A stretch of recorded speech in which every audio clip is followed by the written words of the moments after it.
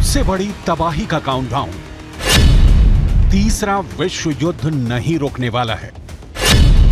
जंग में अमेरिका की होगी सीधी एंट्री।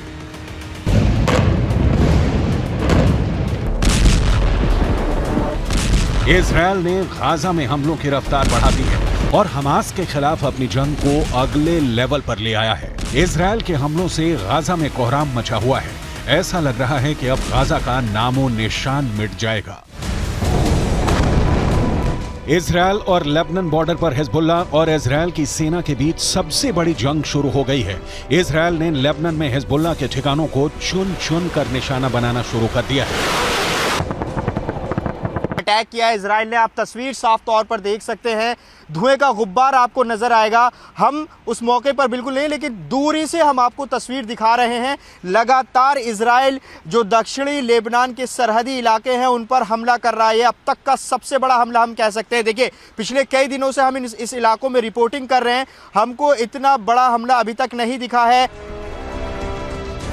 लेबनान के आतंकी संगठन हिजबुल्लाह ने भी इजरायल के शहरों पर कई रॉकेट दाग दिए, तो दूसरी तरफ लेबनान से 400 किलोमीटर दूर सीरिया में युद्ध का नया मोर्चा शुरू हो गया है।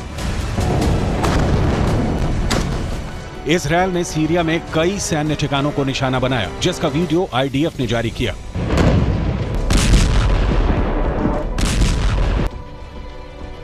उधर अमेरिका और इजरायल को ईरान की धमकी के बाद सऊदी ने अमेरिका और इजरायल को चेतावनी दे दी है। गाजा में ग्राउंड ऑपरेशन से दूर रहने को कहा है। इसे लेकर सऊदी के क्राउन प्रिंस ने अमेरिका के प्रतिनिधियों से बात भी की है। हमास और इजरायल जंग में अब कई मोर्चे तैयार हो गए हैं, लेकिन सब अमेरिका के रुख का इंतजार कर रहे हैं, क्योंकि इजरायल जंग में अभी तक अमेरिका सीधे तौर पर नहीं उतरा है। लेकिन दो घटनाओं से ऐसा लग रहा है कि अमेरिका की जल्दी ही इस जंग में सीधी एंट्री हो सकती है। I say frankly to the American statesmen who are now managing the genocide in Palestine that we do not welcome to expansion of the war in the region.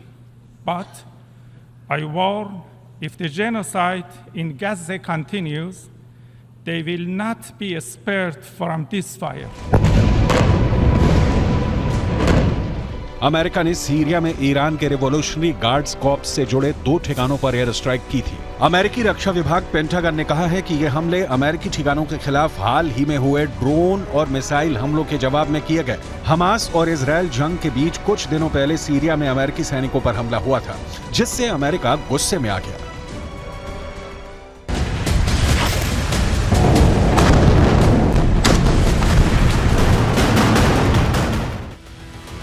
America ही नहीं, Israel ने भी Syria में कई ठिकानों पर attack किया। बताया गया कि हमास के समर्थन में सीरिया ने इजरायल के कई शहरों पर हमला किया, जिसके जवाब में ये कार्रवाई की गई।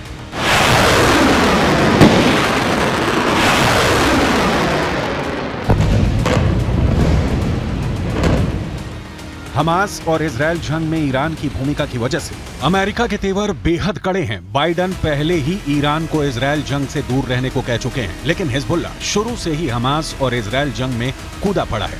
हिजबुल्लाह को ईरान का समर्थन है और यही बात अमेरिका को गुस्सा दिला रहा है। अब सीरिया में अमेरिकी ठिकानों पर हुए हमले ने बाइडन को बहुत गुस्सा दिला दिया।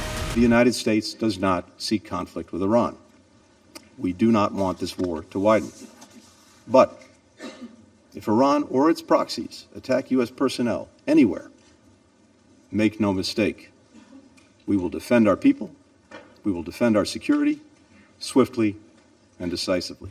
अमेरिका इजरायल जंग से कुछ कदमों की दूरी पर है, क्योंकि अमेरिका ने अपने लाल सागर में मौजूद युद्धपोत को भूमध्य सागर की तरफ रवाना कर दिया है, क्योंकि अभी सबसे बड़ी जंग भूमध्य सागर के पास ही लड़ी जा रही है।